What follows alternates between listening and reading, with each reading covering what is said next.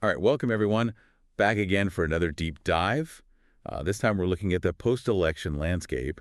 Things are already getting, well, interesting to say the least. Interesting one word for it. Yeah, maybe even a little wild. And we've got some really insightful analysis to help us unpack all the drama, all the twists and turns. Always a pleasure to be back. Glad to have you. So the piece we're diving into today is from electoralvote.com, dated November 29th, 2024. And it covers a whole range of hot topics. We're talking about Trump's return, Of course. potential trade wars, billionaire shenanigans, and even a surprise glimmer of hope. You've really got to keep up with things. These days, so much is changing so fast. It really does feel like we're on a roller coaster, doesn't it? Absolutely. Okay, so let's jump right in. Trump is back in the White House, as we all know. All right. And, well, it seems like he's picking up right where he left off. Yeah, like riding a bike, he never really left the public eye. True, true. But now he's talking of imposing a 25% tariff on all goods from Canada and Mexico, Oh, this is going to be interesting. He's not pulling any punches. unless they help curb immigration and fentanyl smuggling. So it's like a bargaining chip. A very large bargaining chip with a lot of potential fallout. This is a campaign promise, remember? Right. It wasn't just some off-the-cuff remark. Exactly. So now the question is he serious about actually following through with this? Because the economic impact could be huge. Massive, not just in the U.S., but globally. We're talking about two of our biggest trading partners here. It does feel a bit like a page out of his old playbook, though, right? Like, remember the build the wall situation? Oh, absolutely. Classic Trump. Lots of talk, maybe some symbolic action. And then a declaration of victory no matter what the actual outcome is. Precisely. And that's exactly what electoralvote.com is predicting we'll see here. A repeat performance. They seem to have a pretty good track record with these kinds of predictions. They do. They have their finger on the pulse for sure. But this time, it's not just about a wall. We're talking about a potential trade war with two of our closest allies. And that's no small thing. The stakes are much higher now. And I get the focus on Mexico, with the immigration and fentanyl concerns. But I'm a little puzzled about Canada. Why drag them into this? Yeah. What's the angle there? Well, I think it comes down to NAFTA, the North American Free Trade Agreement. Remember that. Right, yeah. By including Canada, Trump essentially increases his leverage. It's a way to put more pressure on Mexico. Oh, so it's all about strategy. It's a power play. And let's be honest, it wouldn't be a Trump move without a little bit of that, would it? I guess not. Speaking of power plays, what do you make of this whole situation with President Sheinbaum of Mexico? Oh, that's a good one. You're talking about the phone call. Yeah? Trump claims she agreed to stop migration after their chat. And she immediately came out and denied it. Publicly refuted his account. It makes you wonder, doesn't it? What's really going on here? It does raise some interesting questions about how Trump's going to operate in this second term. Is this a sign that he's going to just keep creating his own version of reality, regardless of the facts? Or is there a more strategic game at play here? It's definitely something we need to watch closely, wouldn't you say? Absolutely. And this whole pattern of, claiming credit, even where it's not really due. Seems to be emerging as a bit of a theme, yeah. Electoralvote.com actually predicted this, didn't they? They did. And it's playing out almost exactly as they anticipated. We saw it with the Israel-Lebanon ceasefire. Ah, yes, where Trump and his allies were so quick to take credit. Even though they had no real involvement in the negotiations. None whatsoever. And now they're doing it with a decrease in border crossings, too. Trying to take credit for the Biden administration's success. Right. It was a result of an agreement put in place by the previous administration. But that doesn't fit the narrative, does it? So they're trying to rewrite history, basically. In real time. And that's where it gets really concerning, when facts and evidence no longer matter. When it's all about controlling the narrative. How can we have meaningful conversations about policy if we can't even agree on a shared reality? It's a valid concern. Okay, let's shift gears for a minute and talk about what's being called the A-hole caucus. Oh, yes, this should be good. This rather troubling alliance between Trump and Elon Musk. Two peas in a pod, some might say. Their behavior has been quite, let's just say, concerning. To put it mildly, what is it that draws them together? Well, they both seem to thrive on controversy. And they share a certain disregard for, shall we say, conventional norms. I mean, look at Trump's Thanksgiving message. It was so divisive. Talk about a contrast with Biden's message of unity and gratitude. Night and day. It really highlights the fundamental difference in their approaches to leadership. One seeks to divide, the other to unify. And, unfortunately, their actions often reflect that. Exactly. And then you have Musk doxing those federal employees All women, I might add, in climate-related roles. and them making these completely baseless accusations of treason against Lieutenant Colonel Alexander Vindman. It's reckless and dangerous. And the lack of accountability for both of them is really alarming. Their words have real-world consequences. And we've seen it with the increase in threats. The bomb threats against members of Congress are just chilling. It's a slippery slope when powerful figures can incite violence and just escape consequences like that. It really is. Speaking of power dynamics, maybe we should move on to this whole drama with Patrick Soon-Shiong. The LA Times owner. Right. This situation raises some serious questions about the influence of wealth on the media. Yeah, this one's a bit of a head-scratcher. So he blocked the paper's endorsement of Kamala Harris. Claiming it was in the name of fairness. Right. And now he's trying to hire Scott Jennings, the pro-Trump commentator, for the editorial board. Again, citing fairness. But is it really about fairness? Or is there something else going on? Some are saying he's trying to cozy up to Trump, maybe to protect his other business interests. It's like he's betting that aligning himself with Trump will be beneficial in the long run. A risky gamble. And it seems like that bet backfired big time during his interview with Oliver Darcy. Oh, that was a train wreck. Soon-Shiong tried to defend his actions. But Darcy wasn't having it. Called him out for being dishonest. And the whole thing ended with Soon-Shiong just abruptly cutting off the interview. Not a good look. Darcy made a good point, though. Defending Trump often requires a certain, let's say, flexibility with the truth. It was a pretty tense exchange. It was, and it's a good reminder that even reputable news sources can be influenced by personal agendas. By those in control. Exactly. So how can we stay informed when the information we're getting is filtered through these biases? That's the million-dollar question, isn't it? It is. I think it's more important than ever to be a critical consumer of information. Don't just accept everything at face value. Right. Look for multiple sources, consider their biases, and don't be afraid to ask questions. Critical thinking is key. Absolutely. Okay, so I think we need a little break from all this negativity, don't you? I could use a little positivity right about now. Let's focus on a more positive story for a moment. Amidst all the chaos, there's this little glimmer of hope coming from the Senate. Oh, tell me more. It's Senator George Helmy, the temporary replacement for Bob Menendez from New Jersey. He's the one who's really making the most of his time in office. Exactly.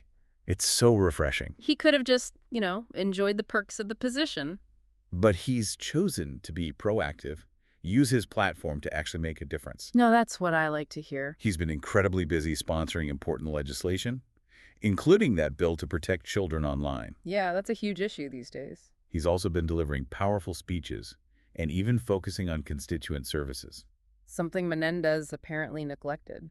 It's a great example of someone seizing the moment, Choosing to have a positive impact. really embodying that whole carpe diem spirit. I love it. It's a good reminder that even in a system that can feel so broken, Individuals can still make a difference. it's inspiring. It is. It really is. Okay, so before we wrap up, I thought it'd be fun to, lighten things up a bit with a little holiday-themed game. Oh, I'm game. What do you have in mind? So electoralvote.com has this suggested Christmas presents thing, I saw that. It's pretty funny. and I thought it'd be fun for us to play along. I'm in. Who are we shopping for? Let's see, we've got Kamala Harris, Donald Trump, Joe Biden, Okay, I'm already thinking. J.D. Vance, and Mike Johnson. That's a diverse group. This is going to be good. I need to think about this for a minute. All right, well, while you're thinking, I want to encourage our listeners to play along too. What gifts would you choose for these folks? Share your ideas on social media? Or with your friends. Let's get a conversation going. It's a fun way to engage with the political landscape. And who knows, maybe it'll spark some insightful observations along the way. You never know. All right, so we covered a lot of ground today. We have, from tariff threats and political maneuvering To billionaires throwing their weight around. and a surprising story of hope in the Senate. It's been quite a ride so far, A roller coaster, as you said. and it's only just begun. Stay tuned, folks. It's only going to get more interesting from here. All right, we'll be back soon with more. Can't wait. See you then. See ya. And it's a reminder that these issues, they have real-world consequences for all of us. Yeah, it's not just some abstract political game. Exactly. The decisions made in those halls of power. They affect our everyday lives, They do, from the cost of goods to the information we consume. which is why staying informed and engaged is so crucial. We can't afford to be passive bystanders. We need to ask questions. Challenge assumptions. Hold those in power accountable. I couldn't agree more. Critical thinking is more important now than ever. Absolutely. And part of that is recognizing that no source of information is completely unbiased. Right. Everyone has their own perspective. We all have our own filters. So true. Okay, I think we need a little break from all this negativity. Me too. Yeah. Let's focus on a more positive story for a moment. I'm all ears. So amidst all the chaos, there's this little glimmer of hope coming from the Senate. Oh, a glimmer of hope. Tell me more. It's Senator George Helmy. The one from New Jersey? Yeah, the temporary replacement for Bob Menendez. I've heard his name, yeah. Well, he's really making the most of his time in office. That's good to hear. It's really refreshing to see. Yeah, he could have just, sat back and enjoyed the perks of the position. Exactly. But he's chosen to be proactive. He's using his platform to make a difference. Now that's what I like to hear. He's been incredibly busy. Doing what? Fill me in. Sponsoring important legislation. Like what kind of legislation? Well, there's that bill to protect children online, for one. Right. That's a huge issue these days. And he's been delivering some really powerful speeches. Making his voice heard. He's even focusing on constituent services. Which, from what I hear, Menendez kind of neglected. It's a great example of someone seizing the moment. Choosing to have a positive impact. They're really embodying that whole carpe diem spirit. I love it. It's a good reminder that even in a system that can feel so, broken at times, Right. individuals can still make a difference. They can. It's inspiring. It is. It really is. Okay, so before we wrap up this deep dive, Yeah. I thought it'd be fun to, lighten things up a bit A little fun, yeah. with a little holiday-themed game. Game. Always up for some fun. So electoralvote.com has this suggested Christmas presents thing, I saw that, yeah. and I thought it'd be fun for us to play along. Let's do it. Who are we shopping for? Okay, we've got Kamala Harris, Okay. Donald Trump, Challenging. Joe Biden, Okay. J.D. Vance, All right. and Mike Johnson. It's a diverse group. This is going to be good. Right? Give me a minute to think. Well, while you're thinking, I want to encourage our listeners to play along too. Yeah, join in the fun. What gifts would you choose for these folks? Get creative. Share your ideas on social media, with your friends. Let's get a conversation going. It's a fun way to engage with the political landscape. Lighthearted. Exactly. And who knows, it might spark some insightful observations. I never know. All right, so we've covered a lot of ground today. We have. From tariff threats and political maneuvering. To billionaires throwing their weight around.